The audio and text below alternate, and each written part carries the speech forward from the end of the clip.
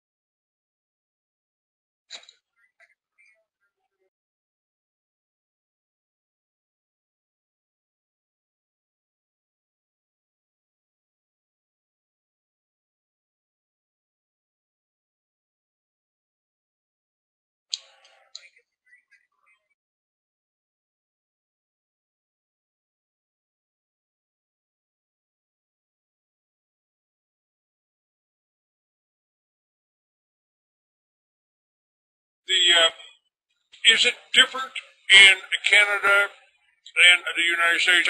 There's a different, but you have a different medical system. And I'm just wondering how is this fitting in if somebody and I want to talk this segment too. I want to talk about this electronic harassment because how are they doing that? How are they attacking us now? Is there something new?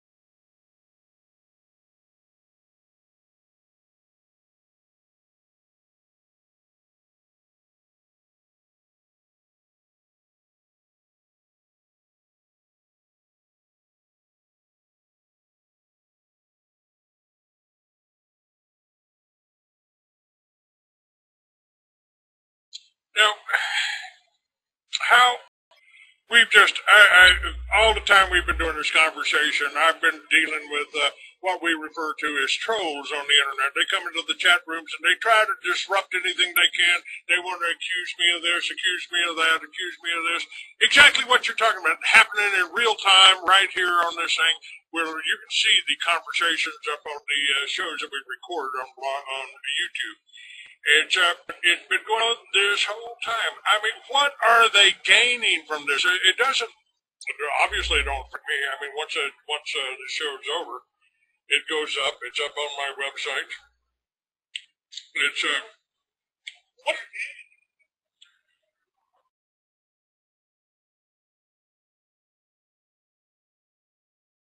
They want to control a small talk show here with, that, well, gets a lot of coverage. We are going out on a number of different stations.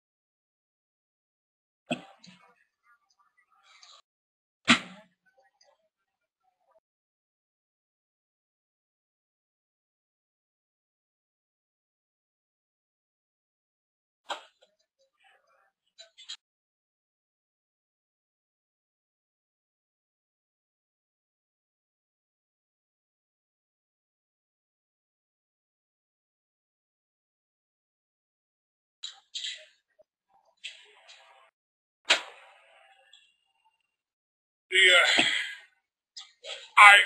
I won't leave this country. I won't. I won't do that. And I'm not even sure I could now.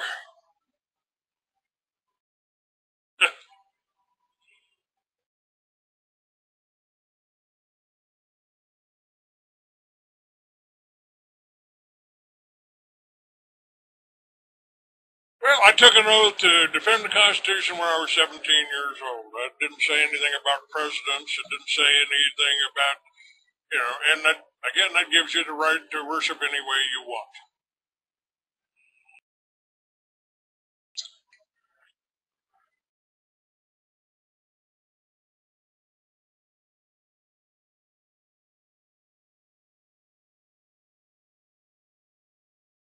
I took it seriously. Did nobody else read the Constitution? I mean, when the ABC News called me asking me about the militia, they said, well, they're talking about the militia again. I said, what part of the Second Amendment don't you understand?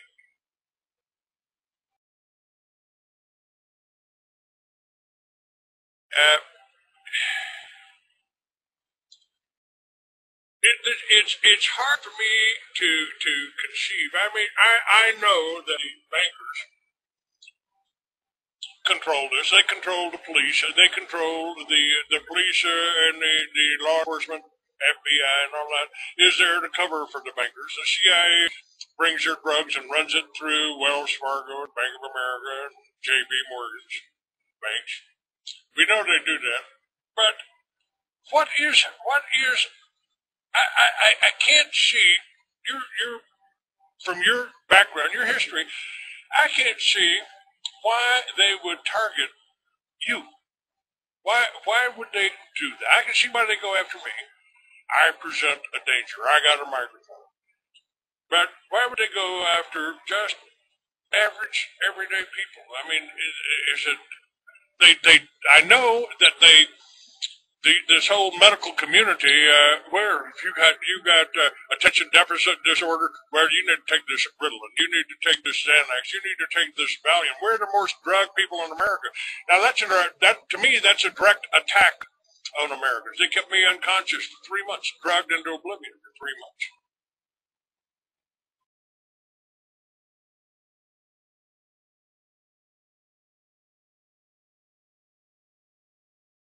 It's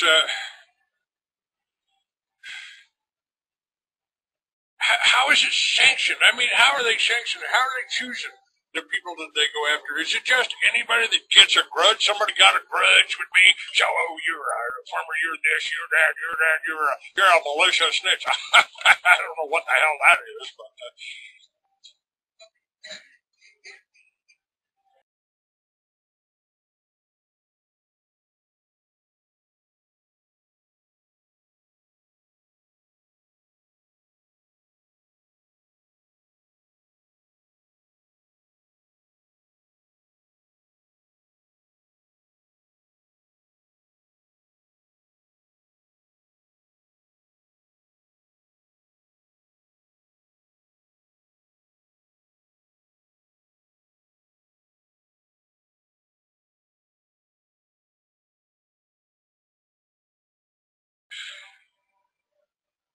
it's these same groups, are they targeting like the Tea Parties, the Occupy movements? I mean, the only thing you hear about the Occupy movement on the internet, but the only picture you got of it, visual you got of it, is somebody taking a crap on a police car.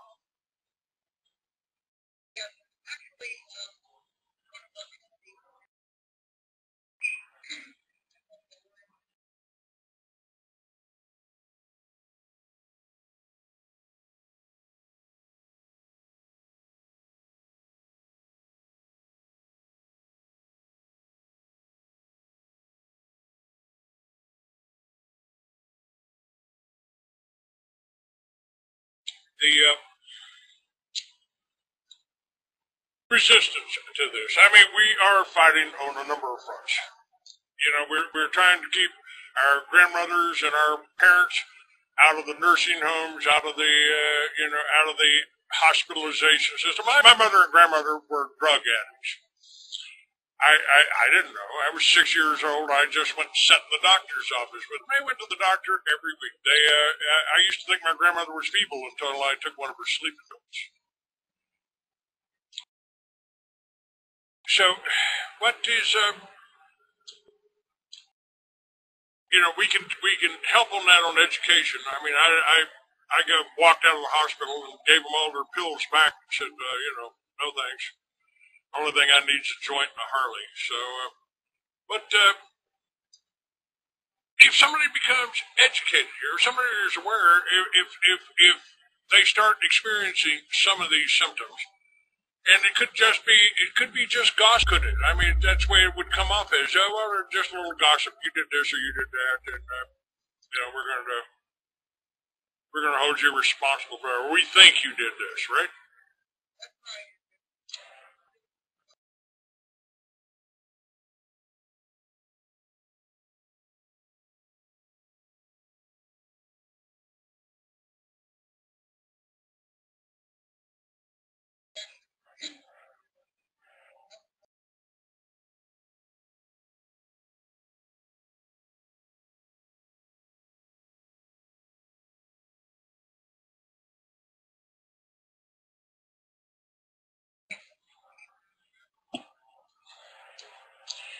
are these just mean spirited people? I mean, that's what it feels like. All the people that come in here uh, uh, griping about my radio show or what I did 40 years ago, or you know, it just seems so trivial, so shallow. I don't know what I just can't. Maybe sometimes, Eleanor, I wonder if perhaps the elite aren't right. Maybe Americans are just too stupid to govern themselves. Maybe people in the world, maybe Canadians, maybe Europeans are just too stupid to govern themselves. And if we keep falling for this,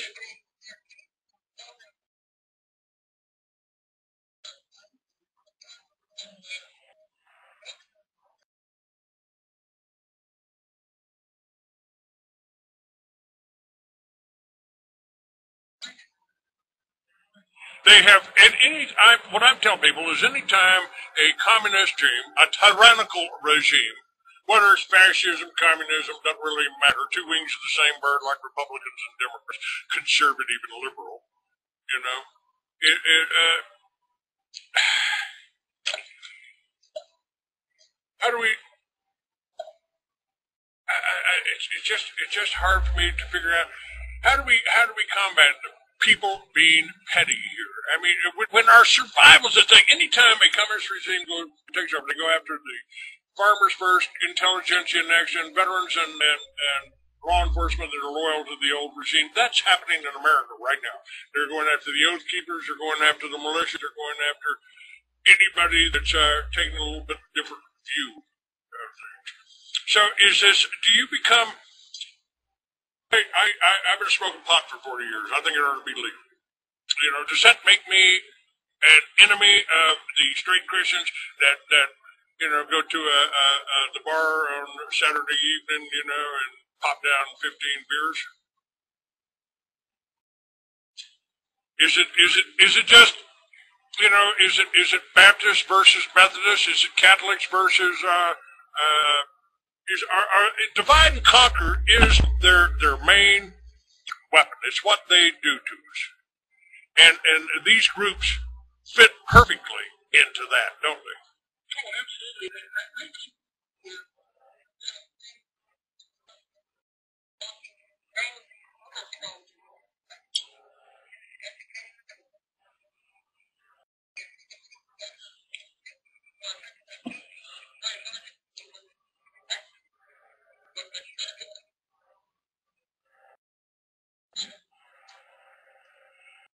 Thank you. I appreciate that. It's I think it's important to be done. I think it's we got to be able to look at these things without being blinded by dogma or the attitude. Well, that's the way it's always been done. You know, the world's flat. You know, we're gonna really give you a hell there if you don't believe the world's flat. It's,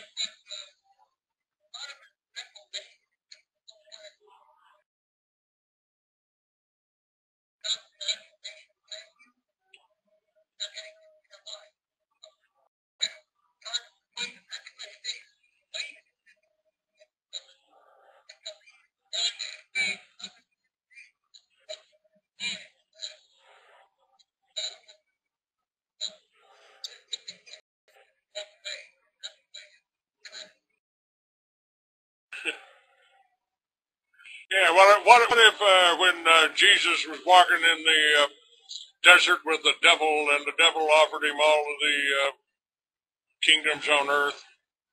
What if he made a deal? I mean, would he have told you? uh, I don't know. You know, when we get into this whole religious dogma, I think that much of religion is about subjecting, basically making you good peons, good servants, good slaves. They have refined the art of slavery today. That the slaves don't know they're slaves. They are economic slaves, and they don't. And it's just the way it is. I'm just paying my fair share. I'm just, you know,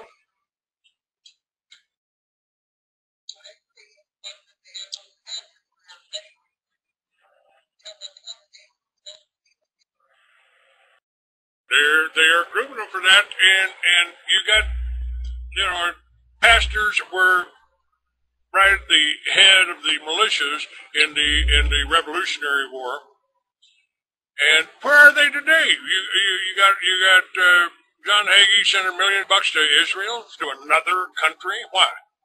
I you know I don't understand. I don't even understand why people need that kind of control over them. It seems like they need that. They want the government to be telling them what to do, telling them how to get along, and following the directions.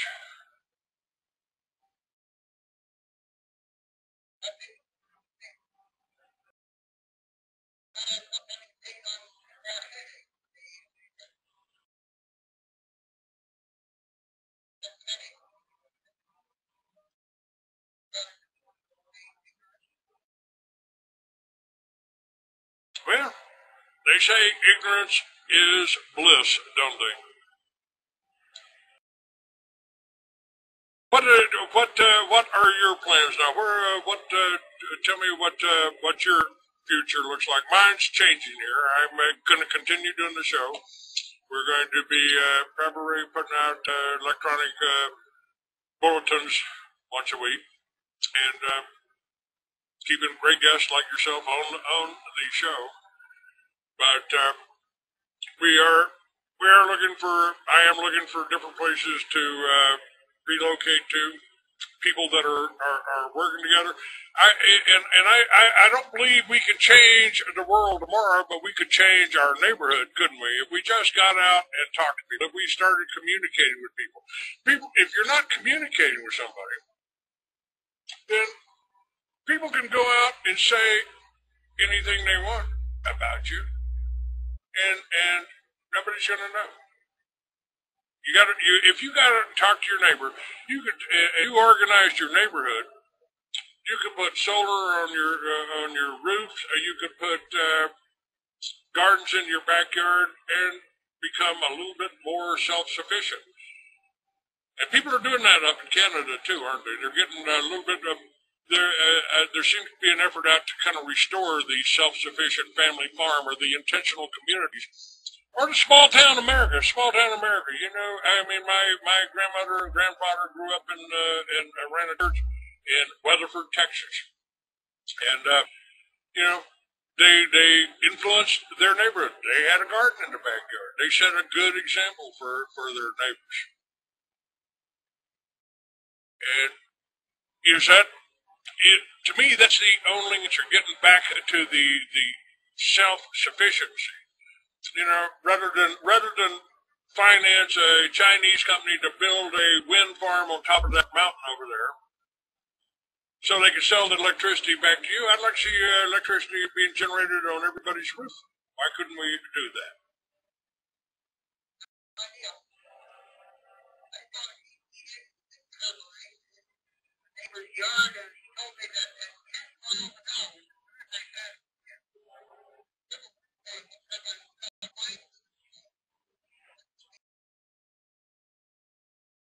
All right, I'm going to take a call here. You got a block number. Who are you? I'm taking a call. Yeah, who is this?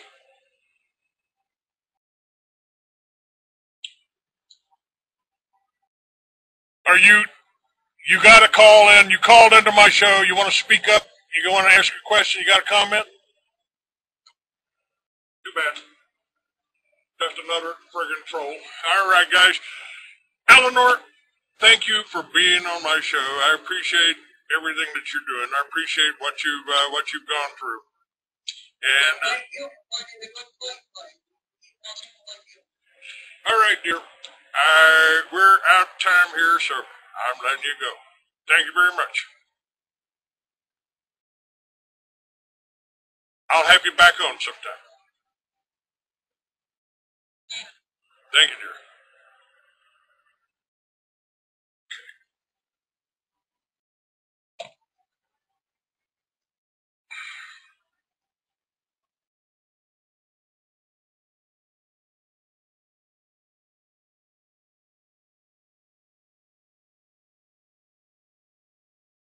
hanging up here.